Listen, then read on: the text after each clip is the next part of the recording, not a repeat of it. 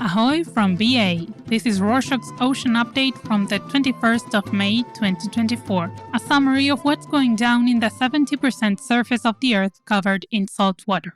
The EU Naval Force recently advised ships in the Indian Ocean to be extra careful because of the recent security issues, like drone and missile attacks by Houthi rebels, and recommended some measures. To stay safe, ships should consider taking different routes, change their course and speed randomly, and use the automatic identification system as little as possible. Ships in the Western Indian Ocean and Gulf of Aden should report any issues to the Maritime Security Center, Horn of Africa, and the United Kingdom Maritime Trade Operations. Ships registered with the Maritime Security Center get on-time updates on security incidents.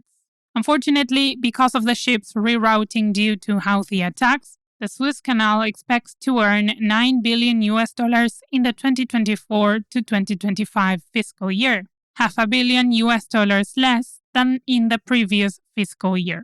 A naval coalition led by the United States is trying to reduce the attacks, but the Houthis keep targeting vessels that have links with Israel.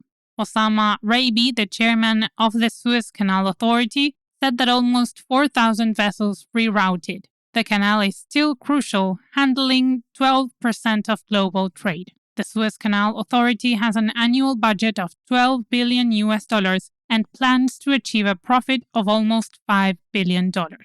From the Suez to the Panama Canal, the authorities have announced that from the 1st of June, the number of daily transits will be increased to 32. This follows a previous increase from 24 to 31 vessels per day due to improving weather and climate conditions after almost 1 year of drought. This announcement convinced important shipping companies like Maersk and Yang Ming to pass again through the canal after months of rerouting.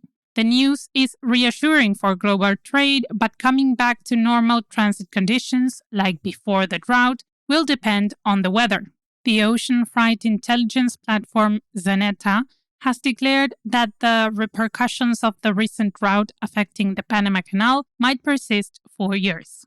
Moving on, the hurricane season in the Eastern Pacific Ocean started on Wednesday the 15th. Forecasters from the National Hurricane Center are watching 2 areas of disturbed weather, but their chances of becoming tropical storms are low. One disturbance is off the coast of Mexico and might merge with another disturbance nearby, lowering its development chances. Mexico expects almost 20 named storms this season, with around 10 becoming hurricanes. The first named storm in the Pacific Ocean will be Aleta. Up next, on Monday the 13th, 2 injured loggerhead sea turtles called Cayman and Finley crawled back into the Atlantic Ocean after rehab at the Loggerhead Marine Life Center in Juno Beach, Florida. Cayman arrived in February with a flipper injury from a fishing line and underwent successful surgery. Finley arrived in April with a fishing hook in his shoulder, which was easily removed. Researchers released the turtles on a beach near the center, located just north of West Palm Beach. Still in the Atlantic, researchers of the Georgia Institute of Technology found that a weakening of a major ocean current in prehistoric times led to fewer nutrients and harmed ocean life in the North Atlantic. They studied ocean sediments and discovered that about 13,000 years ago, the Gulf Stream slowed down, reducing nutrient flow and marine life activity. This supports predictions that today's climate change might weaken ocean currents, leading to similar problems. The study also developed new methods to understand how nutrients move in the ocean, helping predict future impacts on ocean health and fisheries. In other news, new research from the journal Limnology and Oceanography, published on Wednesday the 15th, says that climate change could drastically alter jellyfish and gelatinous zooplankton populations in the Arctic Ocean. 7 out of 8 species will move further north due to changing ocean conditions. Scientists used 3-dimensional models and oceanographic data to study these shifts. The findings suggest that these changes could impact fish populations and the general ecosystem. Dmitry Pantyukin, the study's lead author, emphasized climate change's potential to modify Arctic ecosystems and affect the entire food web. Want to know more? Check out the Rorshok Arctic update with the link in the show notes.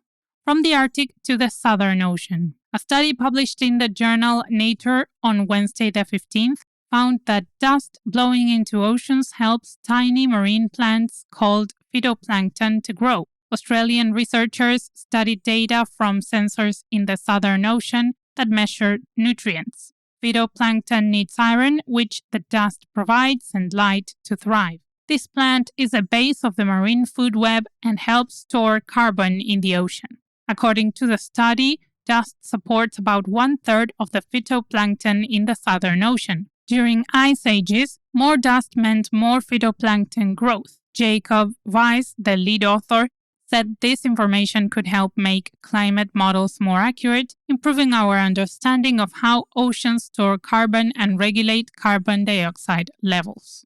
Talking about dust, PhD researcher Sabine Halboom from the Royal Netherlands Institute for Sea Research studied the effects of dust clouds created by deep-sea mining in the Pacific Ocean. Her research shows that most stirred-up material from mining settles quickly, but some particles remain suspended and visible over long distances, affecting the typically clear waters. These findings suggest deep-sea mining could significantly impact deep-sea life, which relies on scarce food resources. Halboom and her co-promoter Henko de Stichter called for more research to understand the full impact of the dust clouds before drawing definitive conclusions about the environmental effects of deep-sea mining. Let's have a look at the Black Sea. On Friday the 17th, Ukrainian forces launched a significant drone assault along the Russian coast, striking the cities of Novorossiysk and Tuapse. They hit oil refineries recently repaired from earlier attacks, among other targets.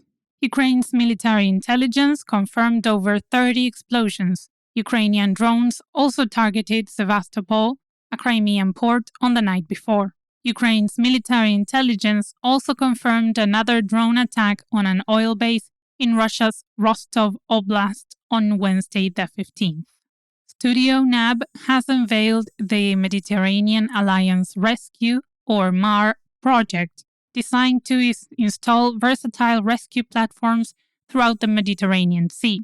Led by Nicholas Abdelkader, the MAR seeks to save lives, preserve biodiversity, and produce clean energy. These platforms will be strategically positioned to cover extensive areas, enhancing the efficiency of rescue operations. Each platform, equipped with medical facilities and energy self-sufficiency, minimizes environmental impact. Coastal platforms will focus on producing low-carbon electricity, while those further offshore will aid in ecological restoration and scientific research. The MAR project addresses the Mediterranean's severe migratory, ecological, and energy crisis, highlighting the need for international cooperation to protect human lives and the marine environment.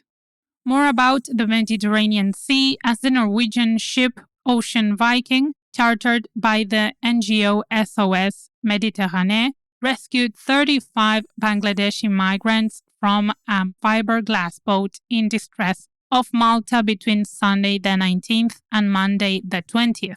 All the rescued people who had departed from Benghazi, Libya, were men. They were rescued shortly after 4 a.m. in the joint search area between Malta and Italy and received medical care on board. And to wrap up this edition, the Impact Fund Ocean 14 Capital Fund 1, dedicated to improving the blue economy, has secured a total of 201 million euros, almost $220 million. The fund will support marine-focused innovations, creating up to 40 million jobs. The United Nations Sustainable Development Goal 14, called Life Below Water, is guiding the investment, which will focus on aquaculture, alternative proteins, plastic waste reduction, ecosystem protection and overfishing prevention. Chris Gorrell-Barnes, the co-founder of Ocean 14 Capital Limited, remarked on the urgent need to revamp capital markets to combat climate change. High-profile backers include Nestlé and the Green Earth Impact Fund, managed by Schroders and Blue Orchard. And that's it for this week. Thank you for joining us.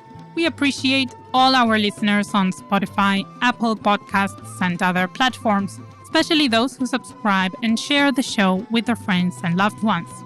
If you ever want to share an episode by sending a small MP3 file to someone through a messaging app, you can download every episode directly from our website at www.rorshok.com/ocean. The link is also available in the show notes. Thank you.